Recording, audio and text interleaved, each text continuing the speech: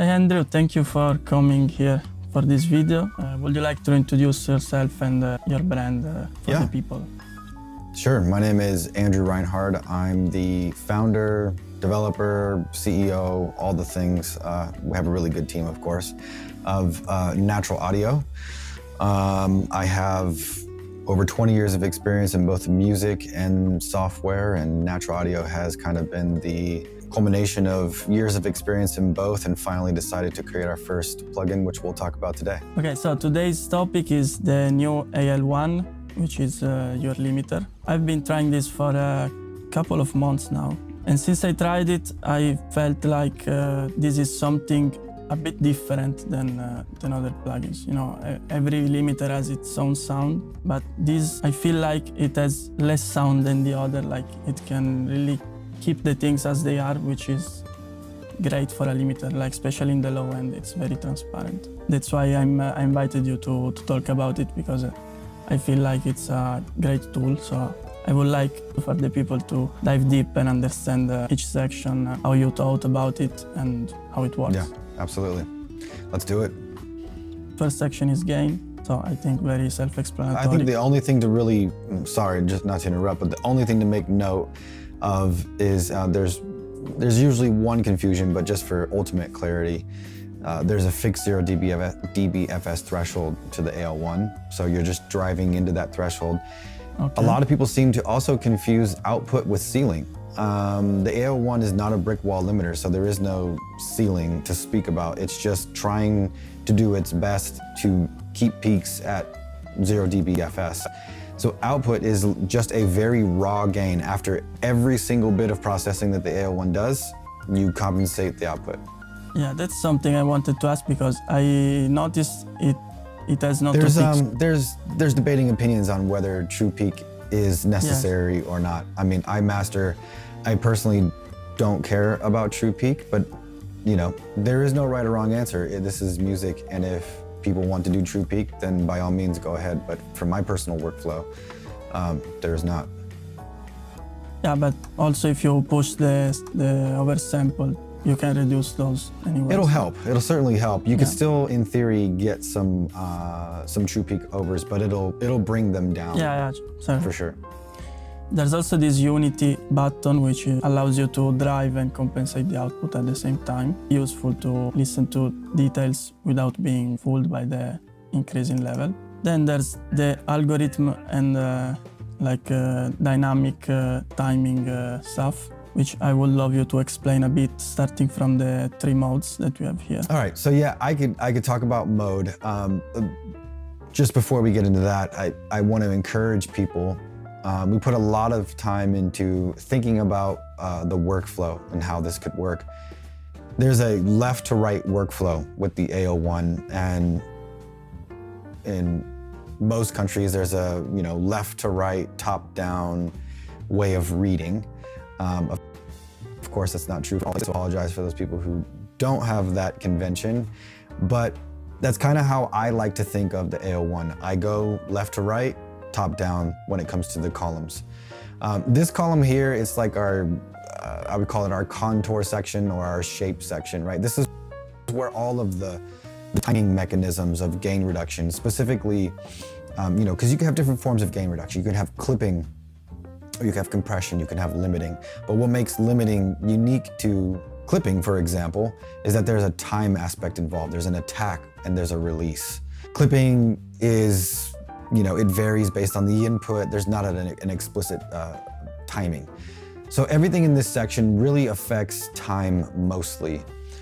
Mode in particular, when we're talking about gain reduction, we have to ask ourselves, how do we go from the gain that we're at now to the gain that we want to get to? There has to be some law. There has to be something that governs this within a plugin. And traditional look-ahead brick wall limiting algorithms, they look ahead 1 millisecond, 2 milliseconds. Sometimes it's configurable. They say, okay, we have a peak coming up in X number of samples. We're going to start turning things down now so that by the time that peak hits, it'll be under 0 dBFS. And this is why that they can make strong guarantees like brick wall, right?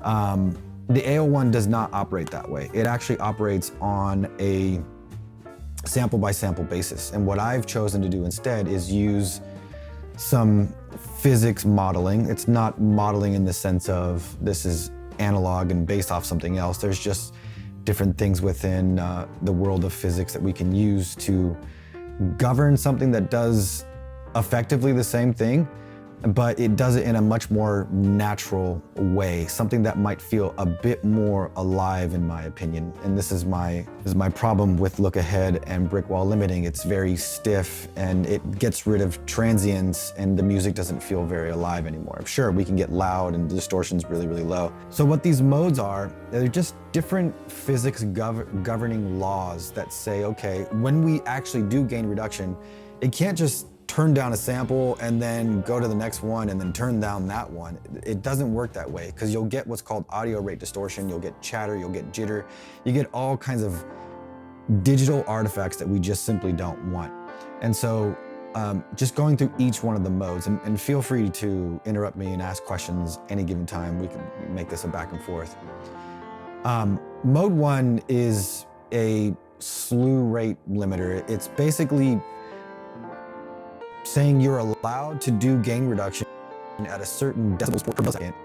And then there's also a component, what's called jerk. It's like how fast acceleration itself can change. So, you know, as you're allowed to move at a certain rate, but how fast is that rate allowed to even move? That's jerk. It's the next component beyond slew. And so there's this intricate process of, okay, we're allowed to move at a certain, you know, decibel per second, but how fast is that even allowed to change sample by sample? And then it's even asymmetric. It's okay, you're allowed to, there's a certain governing law on when you're on the attack phase, and there's a certain governing law when you're on the release phase. That is a theme that is common throughout all of the modes, and in fact, there's really only 2 fundamental modes, and I'll talk about the next one, which is mode 2. Mode 2 is, this is for the super nerds out there, this is what we call a critically damped system. The best way to explain a critically damped system is by giving the analogy of hydraulics or suspension within a car. So when your car is going along, you hit a bump, if it's overly damped, your car is gonna, you know, slam to the ground, and then it's gonna take a while to come back up to its level. If it's overly damped, or under damped, I don't know what I just said, but you guys will get the point. If it's under damped, what happens is you'll hit this and your car will bounce. There's not enough of a damping to really absorb that change, if that makes sense. So a critically damped system, you hit a bump and you don't feel it. This is what suspension manufacturers and all these folks that are trying to figure out how to make your ride more comfortable in whatever it might be, that's like the ideal system. It's critically damped. So it's probably better for softer things, like more musical material. Right, exactly, Yeah. exactly. So this is why I introduced this one, is because it's a bit more soft, it's a bit more smooth. And I don't want to use the word smooth too much because I wasn't going for like, yeah, if you put it on this mode, it'll make your music sound smooth, or this one's gonna do that. These are just natural things that fell out of the physics that are involved behind it. What mode 3 is, it's actually a hybrid of the two. And what it's using is it's using the critically damped system, but it's using the timings of sort of the timing feel, if you will, of mode 1. And so it's a hybrid of the two. And there's benefits and trade-offs to all of these, right? And this is true for anything in music. If anyone ever comes along and says, we've created a plugin that solves all your problems and it'll be perfect for everything, avoid them. Because I'm not claiming by any stretch of the imagination that the AL-1 is perfect. And in fact, I would consider that a feature and not a bug. And I'll tell you why. Mode 1, it is a bit more aggressive, or it can be, but it's also the most transparent. It's going to give you the most accurate representation to my ears of what the original mix sounded like. And of course, anything in audio, if you push it too far, you'll start seeing where things fall apart. And mode 1 has a tendency to distort quicker than mode 2 or 3. I actually saw that as a feature. I have learned from great engineers. Dave McNair came over to my house one day and showed me the gain staging system and how he pushes into a limiter. And then when a limiter starts to break up, you don't just say, okay, well, I'm gonna back it off. I want that loudness. You start to ask yourself, how can I make this thing fit into this box that I'm trying to make it fit in? And the whole sort of theory or idea behind the AL-1 is that it's not going to try to lie to you. We're gonna try to be transparent, but that's a word that I'm trying to avoid more and more. I'm using the word honest. So as you push it up, it's going to break up in certain cases, but that's an opportunity for you to say, okay, well, why is this breaking up? Do I need to cut 20 hertz? Do I need to DS? Do I need to do this? Do I need to do that? And it very well could be that you are pushing it too hard, right? But if you look at what a lot of other implementations are doing, the whole idea behind look ahead and brick wall and all these things is to basically optimize for distortion at all costs, even at the cost of musicality. So transients, gone, right? We're gonna get rid of everything. And it's so far that if you drive any of these it almost feels like transients get inverted and this thing is now pumping. Yeah. The AL-1 is not optimized for that. It's optimized for transients and being honest to you. Now, alternatively, mode 2 has a tendency to be a bit softer, and that might not be what you like, but it can be fitting stylistically, and it also can have maybe less aliasing or distortion. And then that kind of continues on. Mode 3 is just kind of a blend of the two, and it actually ends up having the best aliasing profile out of both of them. I know that was very in-depth, but that is what the mode does. It's just the law that governs how gain reduction is actually applied. In my experience trying it, I'm mostly going 1 or 3 for the style of music I do. With softer materials, I tried 2, and I had a song with a lot of keys and soft guitars, and the 2 worked really great on that. Awesome. So it's like you said, like in my view, I want a plugin because it has a certain sound, but if you know what sound that plugin gives you, and if you like that sound, you can use it and then work around it, like you said. So I agree on that. What about the envelopes? Yeah, so now that we have this law that governs how gain reduction is done, gain reduction has to follow a path. Again, going back to what I was talking about earlier, you can't just say, turn this sample down, next step, turn this sample down, next step, turn this sample down. You'll get distortion and all this stuff that I talked about earlier. So if you go back to the idea of look ahead limiting, right? You have this sample that has to be taken down to 0 dBFS, X number of milliseconds into the future. And I told you that they do this gain reduction that has to happen leading up to this sample. How do you do that? Is that a linear line? Do you just like linearly take everything down? Does it follow a curve? Does it follow a speed? Like there's a bunch of questions, right? How does that path actually look like? And although we don't use look ahead, there is something similar within the AL-1. There is a window, which we'll get to in a minute, and there's an analysis that has to happen. And the gain reduction curve that has to happen around these samples, the AL-1 isn't strictly like, okay, we're gonna just blindly turn everything down leading up to it. It's way more sophisticated than that, but we're not going to reveal that because I feel like that's the proprietary intellectual information. So just really suffice to say that there's something very similar, right? The AL-1 has to follow a path when we're doing gain reduction. And all these are is just different mathematical functions. Back in, I want to say September, October of 2025, there were like 13 of these options or somewhere crazy. And it was all in Roman numerals. And then you just don't even know which one you're on anymore. I ended up doing a ton of blind listening sessions, and I found that these two really were differentiated from each other, and they offered the most musical results. And really, it's just a mathematical function under the hood, and we have it in the tooltips.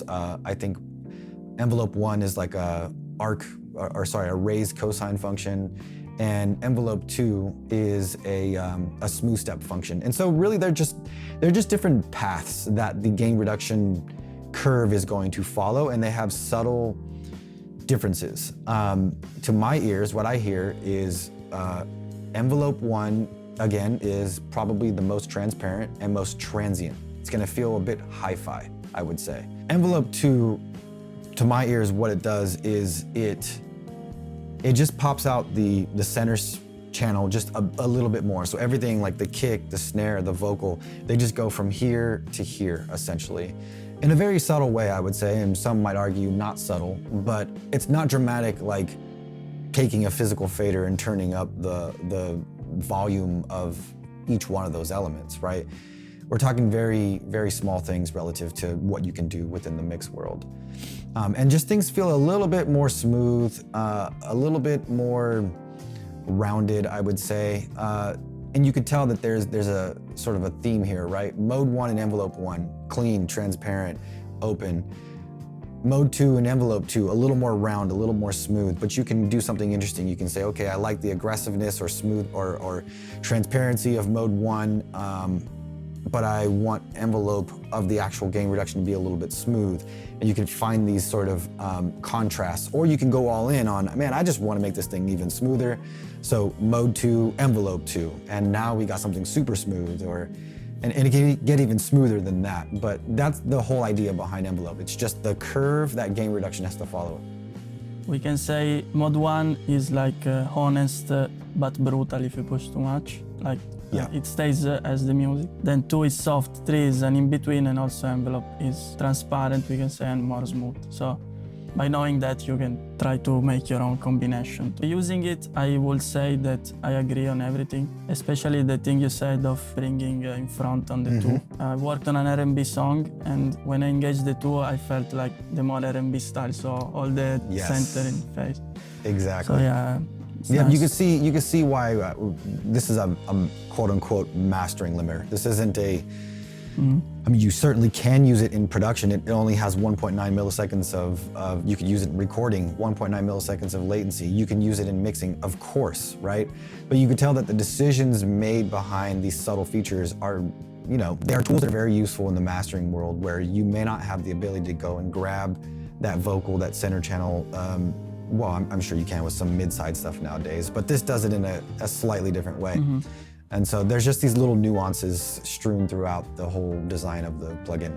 Yeah, I feel like with all the tools that goes more technical in like spreading the channels and working, for example, mid-side, especially at the mastering stage, it's very hard to find something that works without changing too much, you know, the overall feeling of the music. Right. These tools, in my experience, maybe works one time out of 20. So I don't use it much because they're not reliable. It's better to like create a feeling with, you know, the way of the plugin works than spreading stuff and doing yeah, we could talk about window. I'm just debating if talking about attack and release makes more sense first, because there's a subtle influence. Like again, it kind of works left to right, top to bottom. Okay, so window is also dependent on to a degree. I mean, there's like this interdependency between all of this whole section. Every single one of these have an interdependency. So the limiter is very much alive. But I think it's important to talk about attack and release first, because of the reasons that I just mentioned. But in addition to that, these are not fixed attack and release values. It's not like, to your point earlier, you know, what is attack and release within a limiter? We were saying off camera that in limiters, attack and release are not like in a compressor. That's the time of the compressor. It's more like of an envelope and tone type of things. Can you explain how it works in the limiter? Yeah, so attack and release in the AL-1 is, I don't know if this is the right description, but I would call it sort of quasi or partially program dependent. The original AL-1 actually had no attack and release times that you can configure. There's essentially an internal range that the AL-1 is allowed to operate on, and there's a complex analysis that happens that says, okay, we think that this attack time and this release time within this range makes the most sense right now for our purposes of doing limiting, not distorting, and staying musical. So what the attack and release times really do is they tell the AL-1 to live within this range, live within this world of timing. But your attack very well could be slightly faster than what the attack is shown. And oftentimes it is, especially when your attack time is 34 milliseconds. Otherwise you have all kinds of, right? But if we can afford to have an attack time that makes sense right now, that would, at this moment in time, like our 34, like these nudge all of the physics parameters and all the modes, like the timings and everything involved in those modes, they nudge internal tunings of those towards these values, and they'll try to honor that. And so they'll kind of move towards that, but then maybe the demand of gain reduction kind of takes over, and now we have to go a little bit faster. It's kind of like trying to act as a compressor with that timing, but then adapts to the gain reduction. So if it's needed to go faster, it goes faster. I think that's a good way of thinking about it, and I'll tell you why. Is because if we were talking about a purely analog limiter that doesn't have the benefit of being able to manipulate time like a look-ahead limiter does, it has to be fast enough. It has to operate on microseconds in order to truly do peak control that doesn't go over 0 dBFS. And so in the sense that you're talking about it like being a compressor, yes, the AL-1, in the sense that like an analog limiter, that it's just a very, very, very, very, very fast compressor. And this is what the AL-1 is. This is what sets AL-1 apart from look ahead and brick wall limiters. It just operates so extremely fast that it happens to feel like, or I wouldn't even say feel like, I would say look like look ahead limiting, because it doesn't, it's just going so fast. It's doing a good job of peak control. It's just good design. So how would you say moving attack and release changes the perception of sound? They definitely do the traditional attack and release thing, where if you go faster attack, it's gonna feel, things are just not as transient. It's just working faster. And if you put the release longer, you're gonna feel a little bit more smoothness. But it's not gonna be like if you put some other limiter or compressor on, I think the release goes up to near a second. If you put the release near a second on the AL-1, it's gonna feel a little bit more alive. It's gonna constantly try to like go towards as fast as it can be, but nudge towards the higher end that you're putting it at. So it feels a bit more alive, but you still get that traditional attack and release feel, just with the very unique AL-1 twist to it. So we were introducing the window before attack and release. How these things work, because I still have to figure it out. Okay, so yeah, the mysterious window feature. What's happening is you're giving the limiter a context under which it's operating when you give it this window. All the analysis, all of the timings, everything kind of lives within this window, right? It's the zoomed in version of the audio signal that we're looking at, and we can only make decisions based on this window.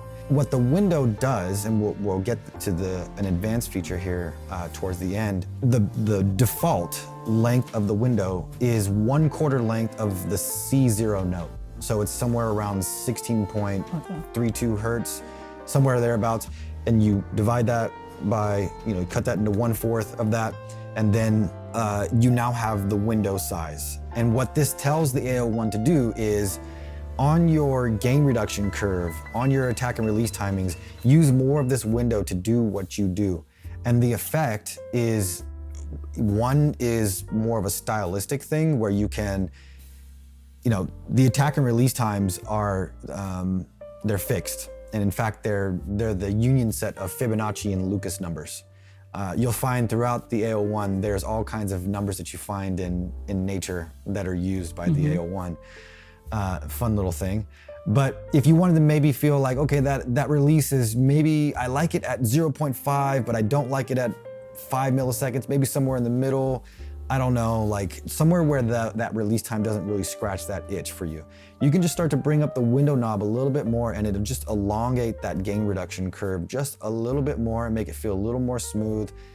It's kind of like a release. That's one way you can use it. The other way is, you're trying to keep it as minimal as possible, but the problem, like I said, with mode 1 and window, especially all the way down, is that you can get distortion. You're giving the limiter an extremely small amount of time to do gain reduction smoothly. That's what happens when your window is all the way down. The benefit to that is that you get the sound of the AL-1 that it's kind of known for at this point is transience and this transparency that we haven't heard yet, right?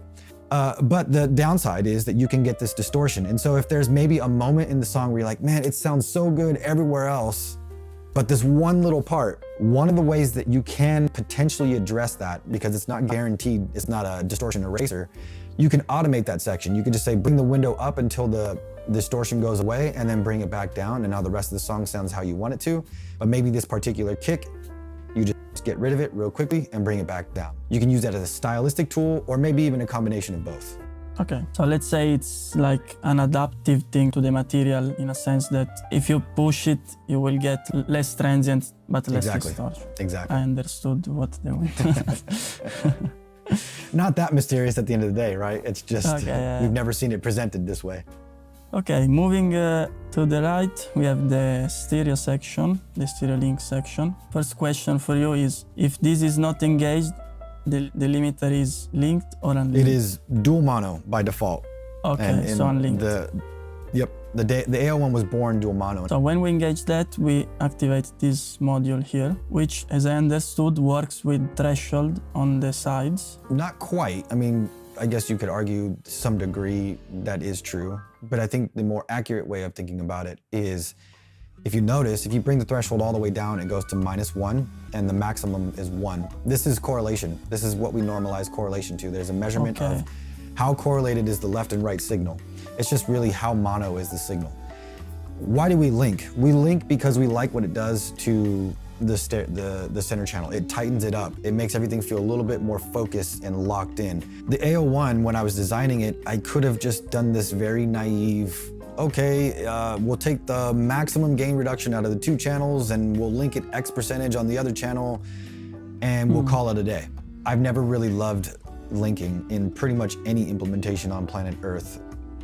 It only was like a trade-off. So with this implementation, what you tell the AL-1 is, at the threshold where correlation reaches this value, let's say it's at 1 for the sake of this, when it's basically fully mono, linking is going to start occurring. It's not quite so on-off, so there's a small soft knee around this, of course, but it lives somewhere around here, and it says, okay, linking needs to start happening now, and then furthermore, you can say, we're gonna start the linking at this minimum value, and it's gonna end at this maximum value. And so as the mono signal starts to become more and more focused, as your correlation starts to become stronger and stronger, the linking gets stronger and stronger in relation to that. And so what happens is, you get this focus that snaps in with the snare, with the vocal, with the kick, and it does the thing that we like, but when the sides have their time to shine and the center channel, it becomes more uncorrelated, the limiter starts to live more around this dual mono range, essentially. Yeah, that's actually one of the things I like the most, especially in music that have a certain movement, like for example an EDM house song, because actually it creates dynamics on the linkings on the sides. So by putting well the threshold and the linking, you are able to make the song move also on sides instead. Exactly. So it just comes to life, it creates right? this circular movement of, which is really fun to use on especially material that has a certain rhythm that repeats. So with like bass or synth that moves, it's a great tool to have. Absolutely. So here you have threshold, which is on correlation. This is when the threshold is exceeded, how much linking, like the maximum and minimum linking. So you can also decide to not go fully linked. And if you do want to do fully linked, just put minimum at 100%, maximum at 100%, and now you're fully linked around the threshold. Yeah, and slope is like the curve of it happening, like the one you told before. This one, again, like with gain reduction, right? You can't, how do you go from point A to point B? There's a path that it has to follow, right? Do you do this linearly? Do you do it with some function? This is just the curve that is used to go from min to max. To actually do that change in linking is actually just envelope 1. It's the same mathematical function, actually. Yeah. 0 is more smooth. It basically turns it into a linear line. It turns it into linear, where slope turns it into almost like a square wave. It's just like quick. It just moves very, very fast from min to max. And you can get obviously anywhere in between that with slope. So you're just changing how that function looks, the curve of that function looks. And you go anywhere from linear to almost like a square. If you want more movement, you can go more 100. If you want more like soft control, you go more like C. I really love the idea of, the threshold for the linking. I think it's This unique. is pretty novel, and a lot of people absolutely, this is probably one of the most differentiating, unique, and not just for the sake of differentiating and being unique, but it actually does something very, very cool and musical. I personally like to me, love that it. was the main feature. Like, I mean, the limiter sounds great and everything, but this is something that I cannot have in other tools. Right. I mean, you could try to recreate something similar with a bunch of plugins. I'm sure we'll see other plugins doing it soon. Yeah, probably. Okay, then we get to the last section, which is the optimize, which is a kind of upward compression. Can you explain how it works? Yeah, I hesitate to say upwards compression because personally, I've never been a fan of upwards compression. It sounds too pumpy and bubbly, and it doesn't sound like I'm really just taking the RMS level of the signal and turning it up. It just sounds like it's just pumping. And so what I decided to do is, okay, the AL-1 is already fantastic at extremely fast limiting. What if we could use it on the inverse to do extremely fast gain application? And so there's actually a really cool thing. The limiting action comes before maximization. And what happens is the limiter is telling the maximization, or the optimization stage rather, that's what we call it, but you can think of it like a maximizer. It's telling the optimization stage, here's what my gain reduction curve looks like. I want you to work around this and try to bring up the average signal around this. And so it's razor sharp, and it's using the limiter in inverse. And so all the benefits of, like, I believe, if I remember correctly, it's using mode 1 internally, which is the most transparent of all of them. So it's using that sort of gain law, but now inversely, and in cooperation with the limiting stage of the AL-1, so that you can raise the average level of the signal in a very, very clean, without pumping type of sound. Nice, yes. But is it fixed? Or if I change algorithm here and timing, does it also affect the... It does have its own internal timings, and I'll give you a sneak peek into some of the things that we might be doing in the future.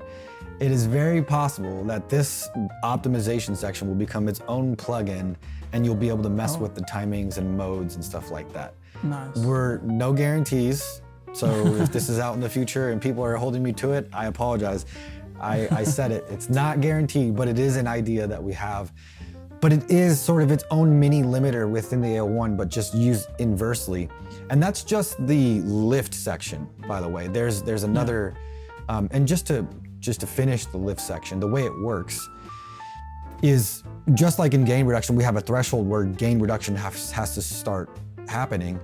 And it's when you're above that threshold, it's inverted with the optimizer, right? Because you say, now when the signal falls below this level, I want to start adding gain. And that's what the lift does. But the lift is not like, hey, I want you to add 6 decibels or 2 or whatever you have it at any given point in time all the time. Because if it did, then you very well could go over 0 dBFS. It says when you're below, in our particular configuration, we could say, when the signal falls below, the average RMS level falls below, at or below, minus 12 decibels, I want you to try to add 2 decibels of optimization, if you can. Because if there's gain reduction happening at the same time, we can't add it, right? They're gonna fight each other. And so there's this dance that happens between the 2 stages. And we also could add so much that it goes over 0 dBFS. So you have a ceiling on which the AL-1 is allowed to do it.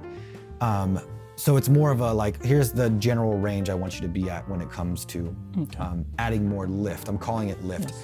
And what I find personally is there's 2 ways of using it.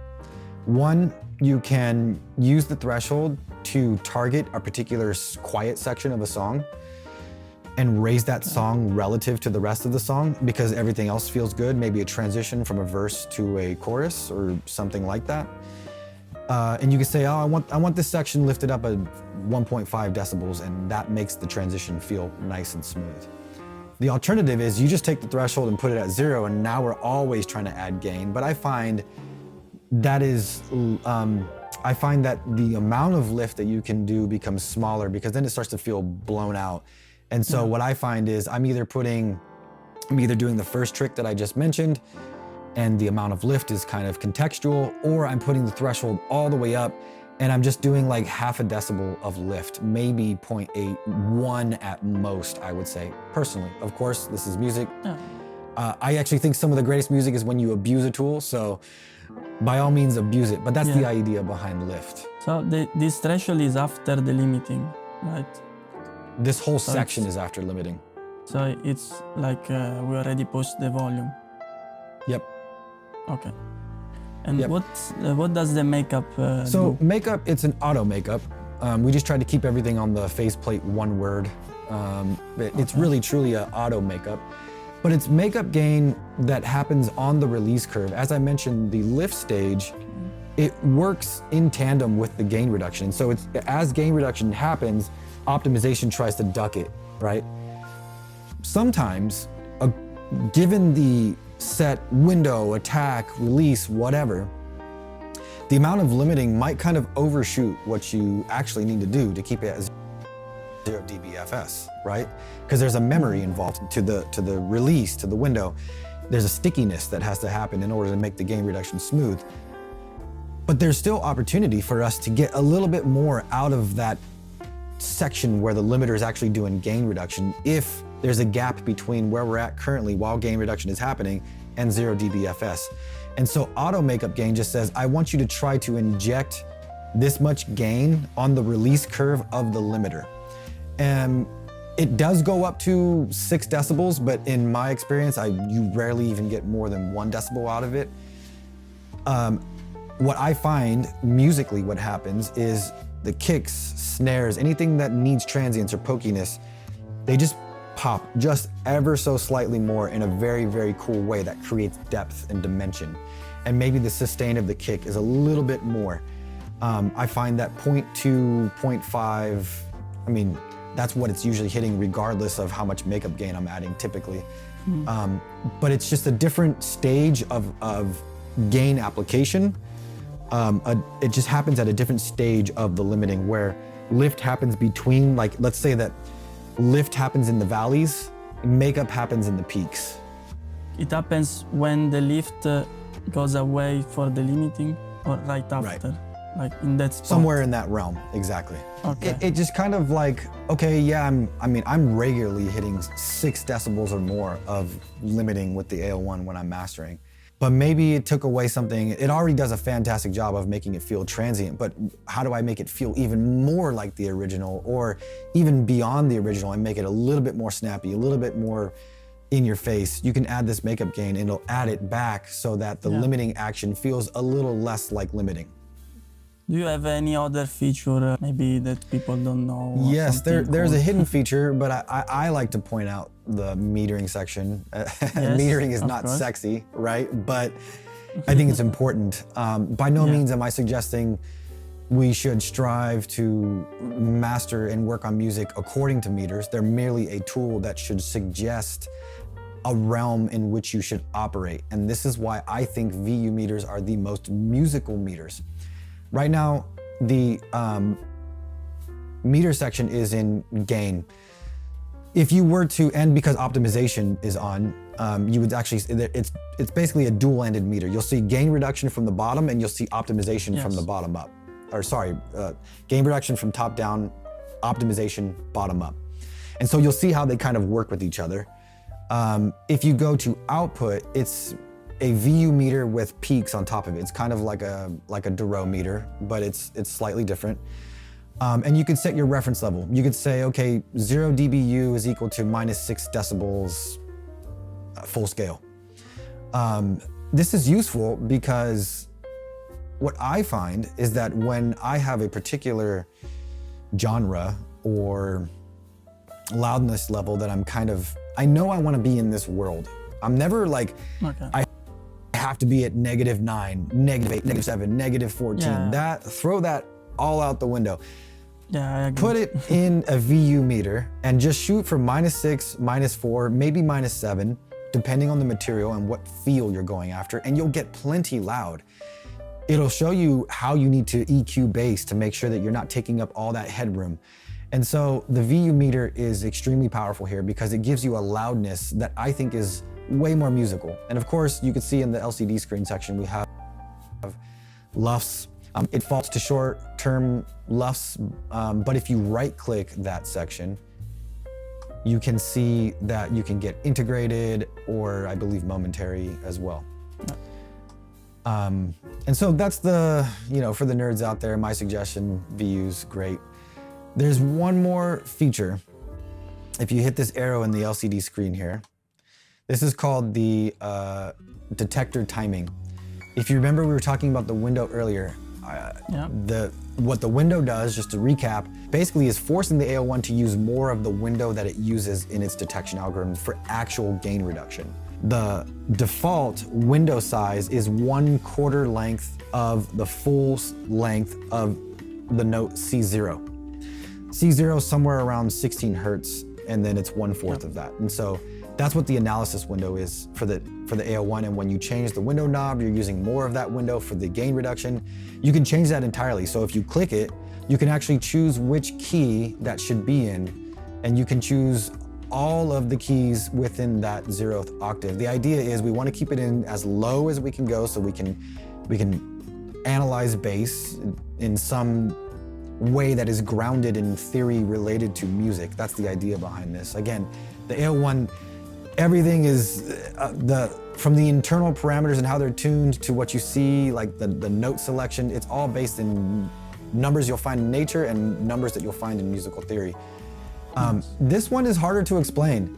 It gives the AL-1, like every note gives it a completely different character, but it still feels like the AL-1, but it's not. It's like, it's strange. And so I just think it's a fun feature. And I think it just brings forward the design of the AL-1 in the sense that this thing was built on music. I didn't tune the AL-1 on sine waves and plug-in doctor to have, a sine wave look perfectly limited. That's not musical to me. I listen to music, hours and hours and hours and hours of music, compared against 10 of the best limiters to my ears that I can find. And I would A/B listen, I would A/B blind test every single change about the AL-1 until it was beating different aspects that I wanted and collectively beating them all to my ears on different dimensions of analysis or judging.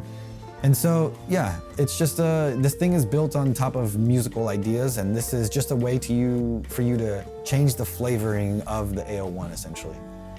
So we can go too slow, too fast. Yeah, I wouldn't consider it necessarily slow to fast. I would just say it's a bigger window for analysis and gain reduction to actually happen.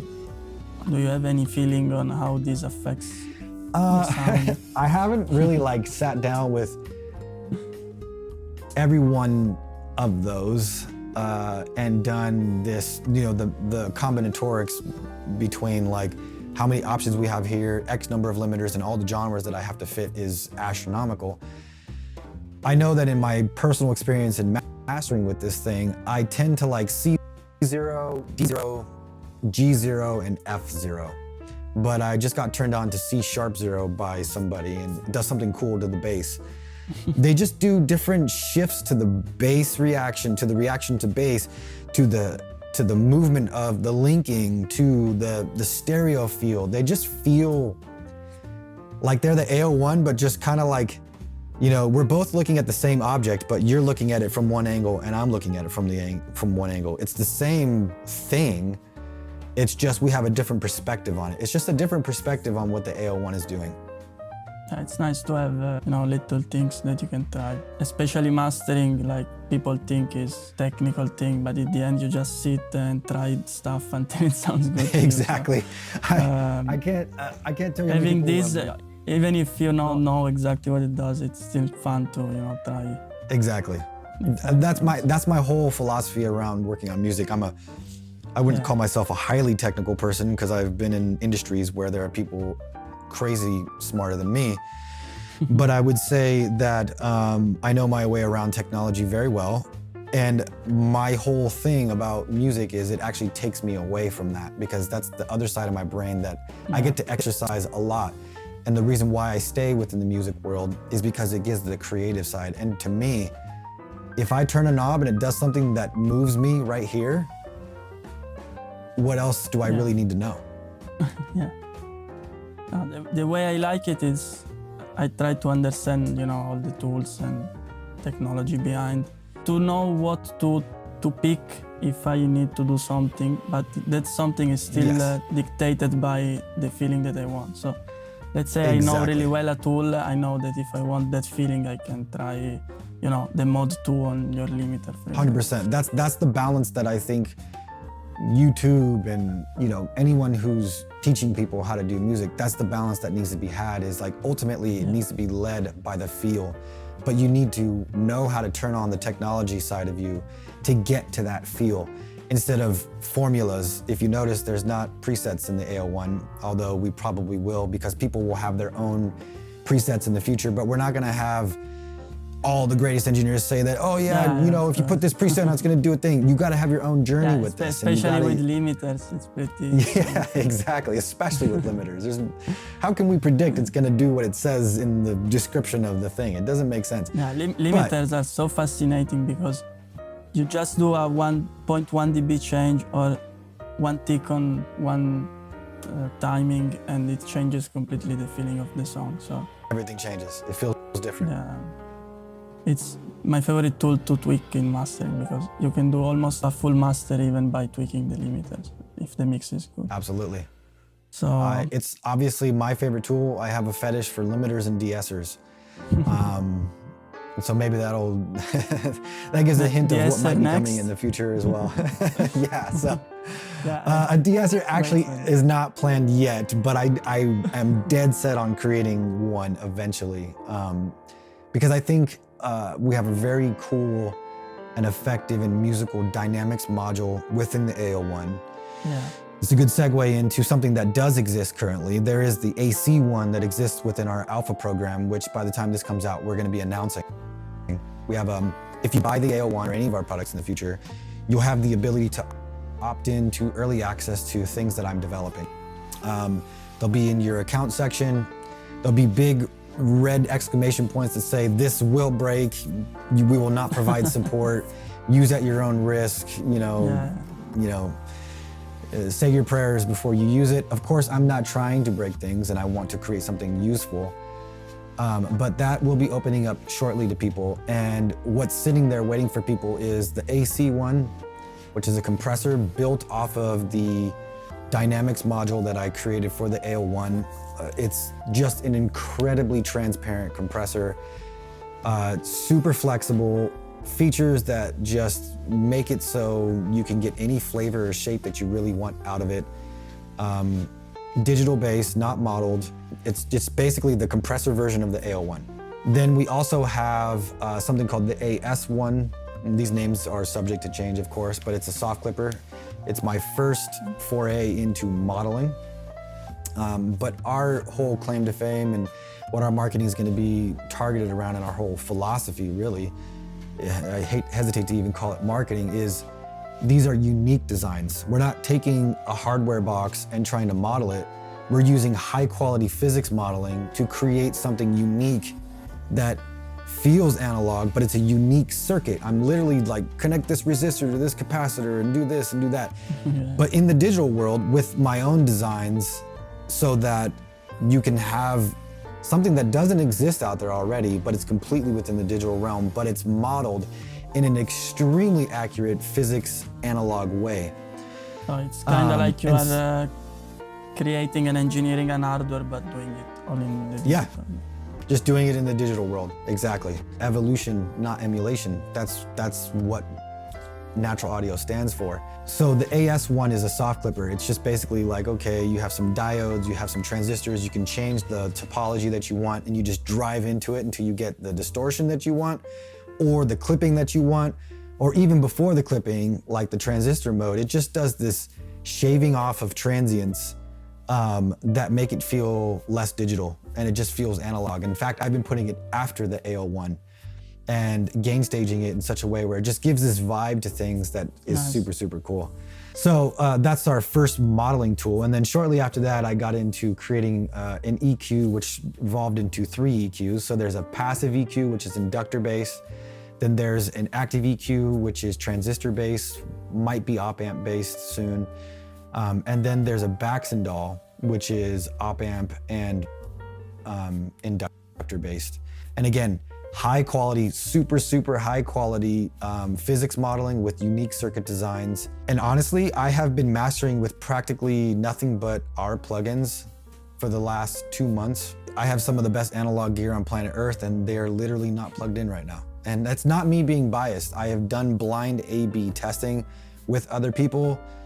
They agree. Blind A/B testing of my own accord. Of course, there's still a world, I still own these things, and there might be a world where I turn them on and have fun again. You go through seasons, right? You know this. Yeah, for sure. But the goal is to like create these unique circuits that live in the digital realm that are high quality physics models, super, super accurate, literally building circuits in the digital realm that if we wanted to, we can go and make the hardware pieces of it. So that's what's coming. It's a cool way to approach. Like, I don't think anybody works like that. Not that I'm aware of. Nice. Andrew, thank you so much for taking the time to explain everything. Yeah, of course. We will follow you for all these new tools. Yeah, speaking of, you could follow Naturl Audio, naturl.audio. It's Naturl without the A, Naturl.audio. I'm Rynhard.audio, Rynhard, on Instagram, both of these. Naturl.audio is the website. You Google it, AL-1 limiter, you'll find us. And reach out, we have a community, Discord. We're really trying to connect with the music creators, engineers, and just create fantastic tools because we're musical people as well. So we'd love to have everyone. Thanks, Andrew. Thanks, everybody, for watching. And go try and demo this beast for yourself, and you will enjoy it for sure. See you soon.